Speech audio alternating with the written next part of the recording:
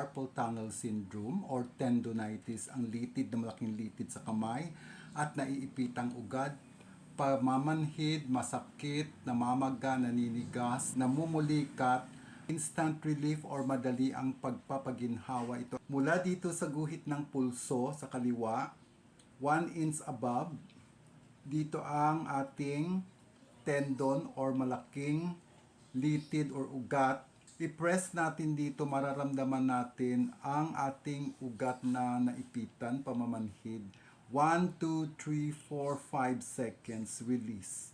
Isa pa, 1, 2, 3, 4, 5 seconds, release. At 5 seconds pa rin. 3 beses natin gagawin dito sa kaliwa at 3 beses natin gagawin dito sa kanan. Gawin ito araw-araw para madali ang ginhawa, huwag titigilan hanggang sa ito ay unti-unting gumagaling.